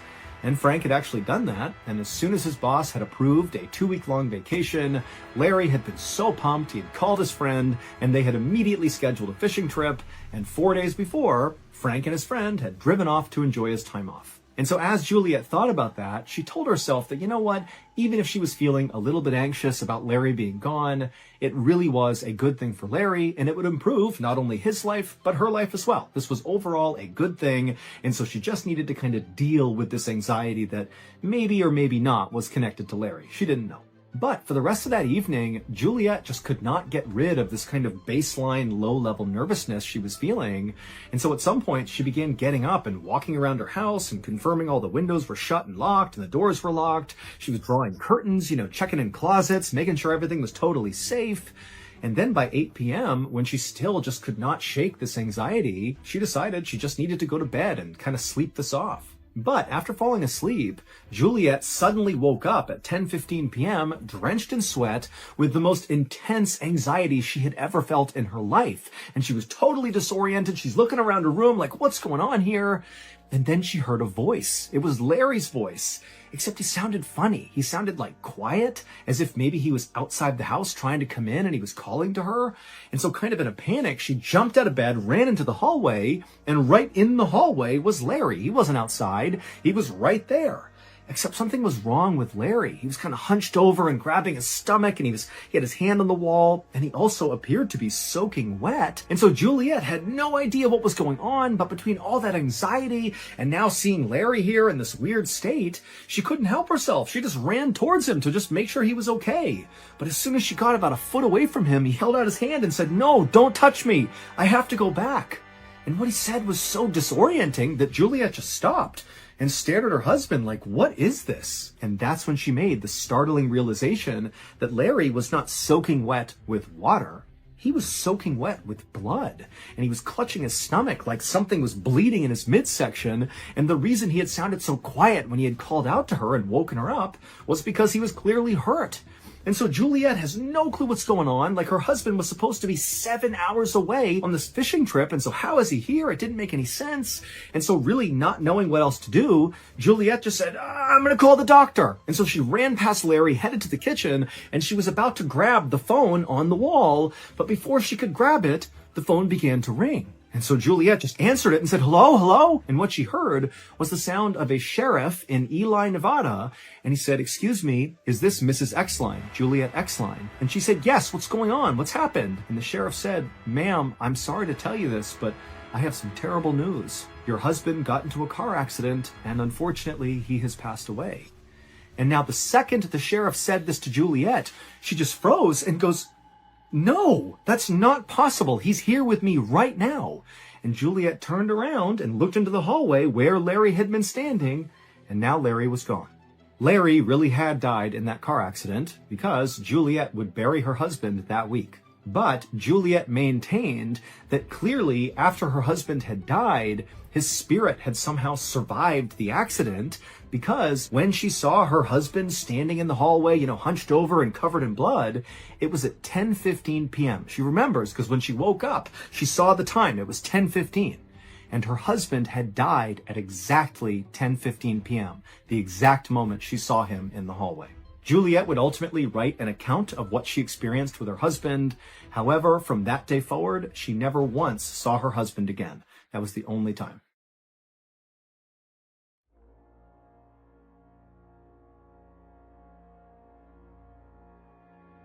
At 12:30 p.m. on March 7th, 2015, a police officer named Tyler Beddoes, along with his partner, were driving in his police cruiser near the Spanish Fork River in Utah when suddenly a police dispatcher came on over the radio. And this dispatcher was speaking very urgently and said, "Hey, a fisherman has just called in to say that he spotted what looks like an upturned SUV partially submerged in the Spanish Fork River right underneath the bridge. And whoever is closest to this bridge, get over there and see if there's anybody inside the vehicle that can be saved."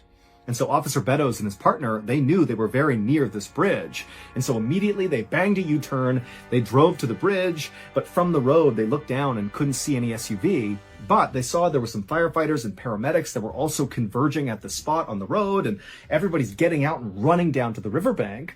And so Beddoes and his partner did the same thing. They got out and they ran down. And then finally, when they got to the riverbank and they saw underneath this bridge, sure enough, there was this red SUV, upturned, partially submerged, and he noticed right away that none of the doors had been opened in this SUV, and so it meant whoever was driving this vehicle when it flipped over very likely was still inside. And so Officer Beddoes and his partner and the other first responders just jumped into this icy cold river and began making their way closer and closer to this upturned SUV, which again, it's not fully submerged. It's like a third of the way underwater. So if you were sitting in the seat inside of this vehicle and you were an adult, your head would basically be in the water if you were still strapped into the seat. And as they're making their way towards this SUV, when they got close enough, they began hearing a woman inside of the vehicle screaming, "Hey, we're in here! Come over here, help!" But when Officer Beddoes and the rest of the first responders actually reached the SUV, the water was so murky and it basically completely covered up the windows that they weren't really able to look into the vehicle. They could just hear this woman yelling, but that was it.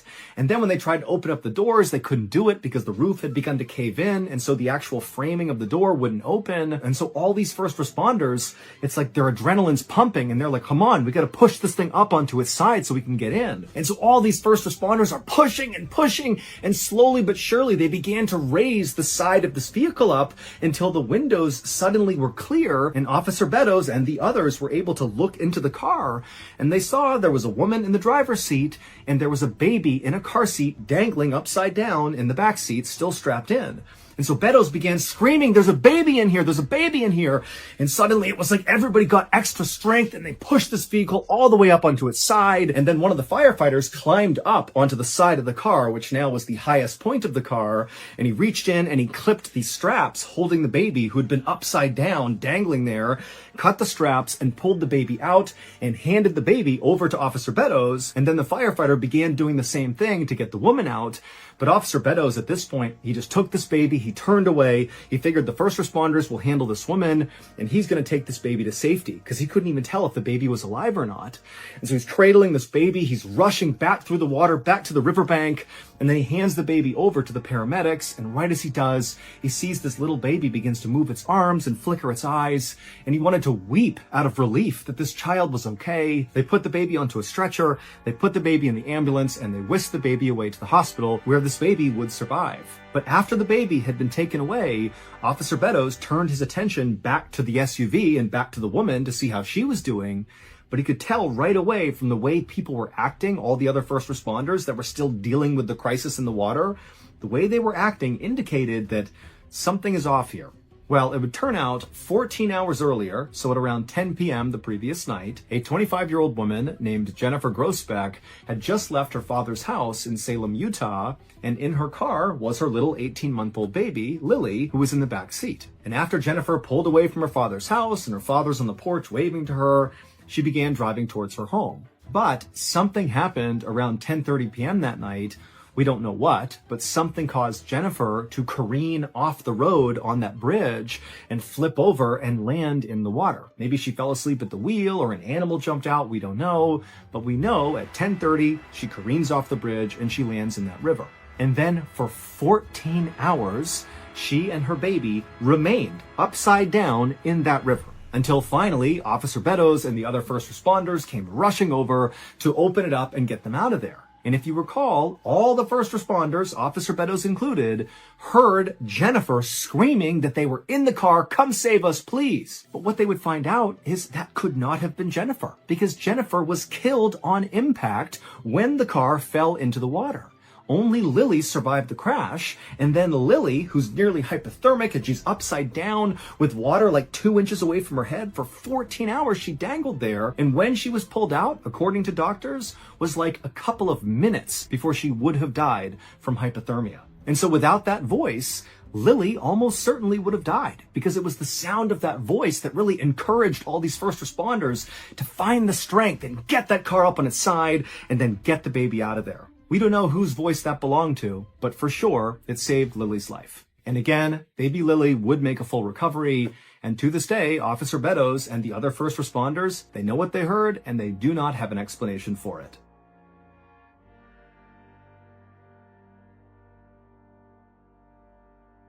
At around 9 p.m. on October 26, 2009, a 19-year-old college student named Miyako Hiroka bagged up the last bit of trash inside of the ice cream parlor where she worked, and she dumped it into a bag and she tied that bag up. It was closing time, and so Miyako looked around the inside of the parlor, made sure everything was where it was supposed to be, and then she flipped off the lights, threw her purse over her shoulder, she grabbed that bag of trash, she headed outside the parlor, she shut and locked the door, she dumped the trash in a nearby bin, and then began walking towards the exit of the mall, which is where this parlor was located. It was inside of this big mall. Miyako went to school in a city called Hamada City, which is located on the coast of Japan in an area called the Shimane Prefecture. And Hamada City was a totally beautiful and very remote location with these amazing beaches and unbelievable mountains with all these ski resorts on it. I mean, this was an incredible place to live. But as much as Miyako did love living there, she was actually far more excited about where she'd be living the next year because she was doing an exchange program. She'd be studying in Russia, and that was so exciting for her. And in fact, this exchange program was the reason why Miyako had picked up this job at this ice cream parlor, because she came from a family that was not poor by any means, but they didn't have a lot of extra income, and Miyako felt strongly that she really wanted to pay her way to go do this big Russian exchange program because it wasn't cheap. And so she was picking up as many shifts as she could to save up money to pay her way. And so Miyako eventually reached the exit of this mall, and she stepped outside into the night, and then she had a decision she needed to make. And she needed to make this decision every night after work. There were two ways that she could get back to her dorm, which was located about a mile away. The quick way would be to just hop on a bus and have the bus take her to her dorm, but that cost money. And remember, Miyako is trying to save up as much money as she can to pay for Russia next year. And so taking the bus just felt like, not really worth it. And the other option, which was free, was much longer and frankly just plain spooky. And Miyako hated it. What it entailed was basically just walking to her dorm, but it would mean walking for about a third of a mile through this really spooky forest that looked like it was straight out of a horror movie. Now, up until recently, Miyako's coworker had always left with her at the same time, and they lived roughly in the same area, and so they would walk together through that forest, saving money, and also, providing each other security as they went through the spooky area. But recently, the coworker had quit, and so now Miyako was all alone. And so as Miyako stood there wondering what she should do, take the bus route or take the forest route, she just thought about, next year, it's all going to be worth it. I'm going to go to Russia. I'm going to pay my way. It's going to be awesome. And after all, what's the worst that can happen? It's just a few minutes walking through a forest. I've done dozens of times. Before long, I'll be in my brightly lit, safe dorm room, studying away, and everything will be fine. And so Miyako turned and began walking towards the forest. The following day, a little past 4 p.m., the owner of the ice cream shop where Miyako worked was standing inside the parlor feeling really annoyed, because Miyako had not shown up for her shift, and now the owner, who normally did a lot of administrative and managerial things, was stuck at the counter serving all the customers, basically doing Miyako's job. But when 5 p.m. came and still Miyako had not shown up, and the owner had tried calling her and she didn't pick up, and there was just no sign of her, the owner went from being annoyed to being somewhat worried. And so after again not being able to call Miyako to figure out what was going on, he wound up going through her file and finding her mother's phone number, and he called her. And when he spoke to Miyako's mother, he knew right away there was something wrong, because Miyako's mother actually was pretty panicked, and she said, "You know what? Last night when Miyako was coming home from work, she told me she would call me when she got to her dorm, but I never heard from her, and I haven't been able to get in touch with her since. And so after this conversation ended, Miyako's mother would call the police and report her daughter missing. And pretty much instantly, the police in Hamada City responded in force. I mean, they launched a huge investigation to go figure out what happened to Miyako. And really the reason behind that is because Hamada City is this unbelievable place, this secluded, safe place where things like this did not happen. And frankly, it scared everybody, and they wanted to deal with it as quickly as possible. And so what police did at first is they went and looked at security footage from the ice cream parlor where they knew she had been working on the night she went missing. And sure enough, at about 9:16 p.m., there's footage of her walking out of the ice cream parlor in the mall. She's got a purse over her shoulder, and, she shuts and locks the door, she throws the trash away, and then she heads towards the exit. But after that, nobody saw her. There was no more footage, there was no more tips or anything. She just vanished once she left the mall. And so very quickly, this story gained lots of attention because, again, Hamada City is like this quintessential vacation spot. It's so perfect, it's so safe. And to have this girl just go missing, it was scandalous. And so it made the news all over Hamada City. And also people who lived in Hamada City were suddenly on edge at night. What's out there snatching people up? In fact, Miyako's college, during the few days following her disappearance, they set a curfew for all their students. Like, all their students had to be back in their dorms at a certain time to keep them safe. But again, despite the police really leaning into this case from the jump and putting all their manpower and all their resources into this, they really had no idea what happened to Miyako. Then, on November 6th, 2009, so 11 days after Miyako went missing, a man who was hunting for mushrooms up on this mountainside about 15 miles away from the ice cream parlor believed he spotted this beautiful mushroom sitting underneath a few fallen leaves. And so excited, the guy runs over and he begins moving away the leaves to grab this big meaty mushroom.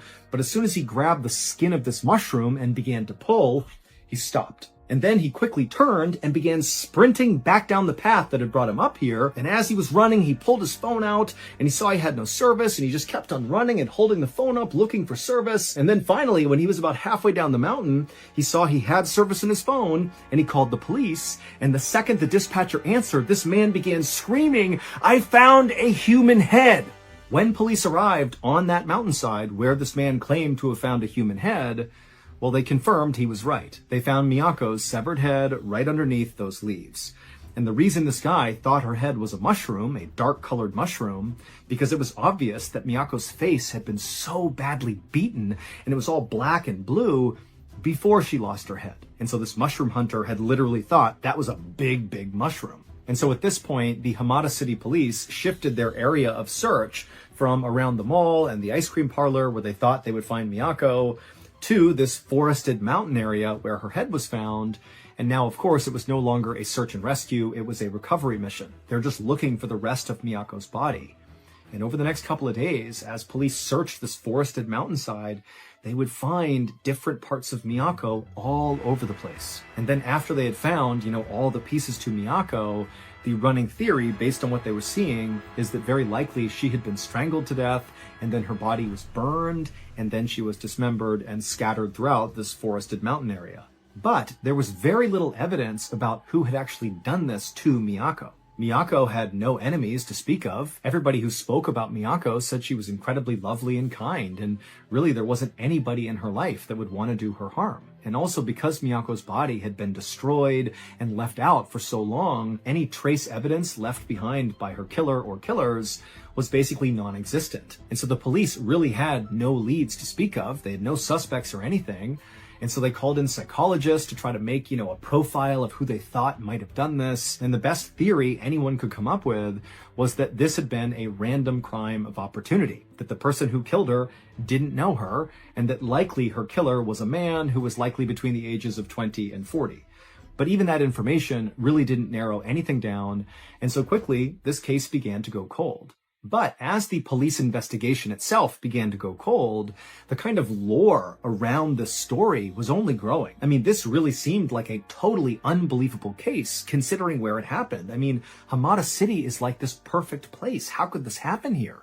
And so what started as being kind of a local news story, albeit a big local news story, became a major national story all over Japan. And so all these TV outlets and journalists were descending on Hamada City, and they were taking video of the ice cream parlor and of the police department and filming, Miyako's dorm and her school and her parents' house. I mean, there were people all over the place trying to get any bit of information to report on about this case. And despite there being dozens and dozens of these live reports basically every day coming out of Hamada City about this case and about Miyako, there was one particular news report that took this case from being, totally unfortunate and sad and tragic and horrible to completely unbelievable and bizarre. Shortly after Miyako's remains had basically all been found, but they were still doing some recovery operations up on that mountainside, one of these kind of random TV reporters who was in Hamada City to report on this crazy case decided to set up their TV camera so it was pointing towards the dark entrance of that spooky forest that Miyako would walk through to get back to her dorm. And so this TV news reporter's got their microphone and, they're standing with the forest entrance right behind them, and the cameraman's filming, looking towards this opening of the forest. And the actual report was pretty generic. I mean, this reporter was basically saying, well, coming at you live from Hamada City, just outside of the forest where perhaps Miyako was killed. And it was just like that. It was just kind of talking about the case, and there was nothing to it.